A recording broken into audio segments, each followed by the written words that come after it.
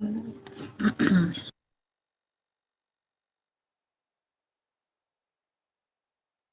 ठीक है। बिस्मिल्लाहिर्रहमानिर्रहीम। अस्सलाम वालेकुम। My name is Fatima Shabbir. I am a nutritionist from University of Agriculture, Faisalabad.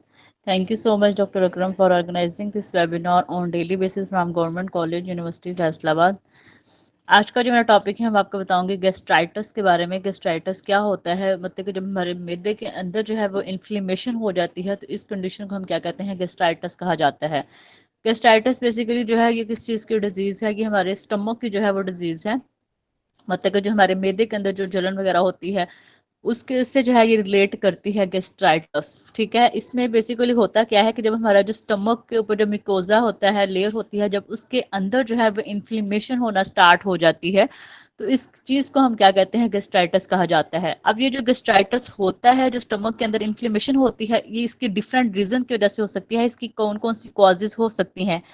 अगर बॉडी के अंदर जो है वो परसिस्टेंट कोई इन्फेक्शन वगैरह है, तो वो भी क्या कर सकता है कि स्टमक की जो लाइनिंग वगैरह होती है उसको डैमेज कर सकता है। अगर बॉडी के अंदर कोई इन्फेक्शन हो गया है, कोई भी इन्फेक्शन है, वायरल इन्फेक्शन कोई भी हो गया है या कोई भी है, बट अगर कॉन्टिन्यूसली इन्फेक्शन है, या अगर कोई हम ऐसी डाइट ले रहे हैं, जैसे अगर हम बात करते हैं हम ऐसे फूड का इंटेक कर रहे हैं जिसके अंदर बहुत ज़्यादा प्रिजर्वेटिव वगैरह ऐड किए जाते हैं, जैसे डिब्बा पैक मसाला वगैरह जो होते हैं, या जितने भी पैक्ड फूड वगैरह होते हैं उनके अंदर प्रिजर्वेटिव को ऐड किए जाते हैं उनकी शेल्फ लाइफ को बढ़ाने के लिए। तो जब हम बहुत ज़्यादा स्पाइसी चीज़ों का यूज़ करते हैं, तो उसकी वजह से भी हमारे स्टमक के मैदे के अंदर क्या होता है, वो जो है इसकी उसके उसमें जो है वो इन्फ्लेमेशन जो है वो होना स्टार्ट हो जाती है। तो मतलब कि कुछ ऐसे केमिकल सब्सटेंस वगैरह या हम ऐसे फूड वगैरह के इंटेक करें, लाइक हम बात करें कोई भी हम वेजिटेबल्स ले रहे हैं या कोई भी फ्रूट वगैरह ले रहे हैं, अगर हम उसको प्रॉपरली वॉश नहीं करते, क्योंकि जितनी भी वेजिस फ्रूट्स वगैरह होते हैं उनको ग्रो करवाने के लिए, वेजिटेबल्स को ग्रो कराने के लिए जो है उसके ऊपर इंसेक्टिसाइड पेस्टिसाइड्स वगैरह स्प्रे वगैरह की जाती है।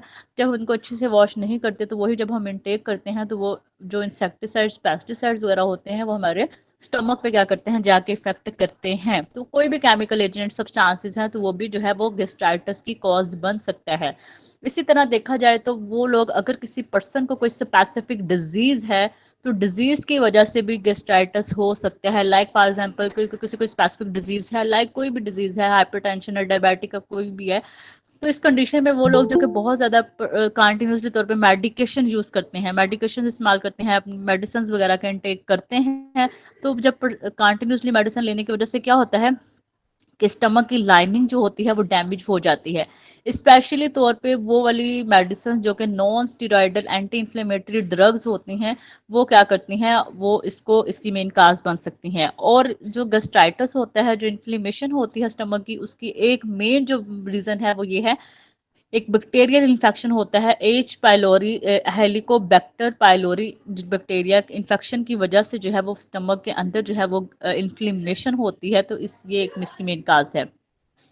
अगर जो स्टमक के अंदर जो है वो इन्फ्लेमेशन होती है, अगर इसको टाइम पे क्योर ना किया जाए, इसका प्रॉपर ट्रीटमेंट नहीं लिया जाए, तो इसकी वजह से क्या होता है कि वो जो स्टमक के जो टिश्यूज होते हैं वो डिस्ट्रक्शन उनके वो डिस्ट्रॉय होना स्टार्ट हो जाते हैं। जब स्टमक मैदे के जो टिश्यू वगैरह होते हैं वो डिस्ट्रॉय होते हैं, तो बाद में क्या होता है कि वो अल्सर की तरफ जो है वो कन्वर्ट हो जाता है। इसी तरह देखा जाए तो ये भी इस तरह क्या होता है कि गेस्ट्राइटिस में ना, इसकी एक टाइप होती है इरोसिव गेस्ट्राइटिस। इरोसिव गेस्ट्राइटिस में होता क्या है कि ये इसमें क्या होता है कि इसमें इन्फ्लेमेशन नहीं होती, बल्कि इसमें क्या होता है कि अगर कोई पर्सन बहुत ज़्यादा अल्कोहल यूज़ कर रहा है, या किसी ने कोई रेडिएशन ट्रीटमेंट वगैरह करवाया है, या कोई बाइल रिफ्लक्स वगैरह, जैसे उसकी बाइल की प्रोडक्शन जो है प्रॉपरली नहीं हो रही, तो उसकी वजह से जो है वो न्यूट्रन की वगैरह की प्रॉपर एब्जॉर्प्शन नहीं हो रही, तो उसकी वजह से भी ये जो है वो स्टमक के अंदर जो है वो प्रॉब्लम इन हो सकता है।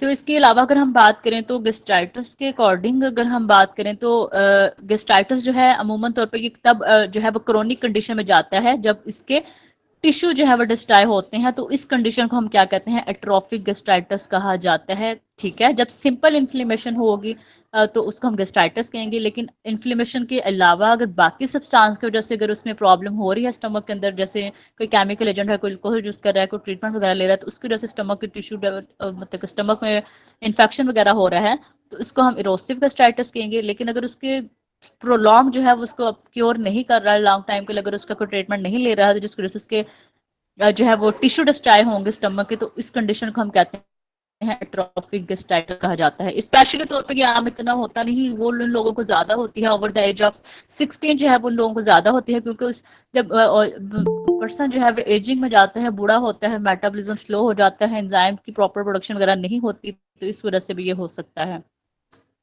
ठीक है। इसके अलावा अगर हम बात करें तो वो पर्सन जिनको एक्यूट, हाँ जी,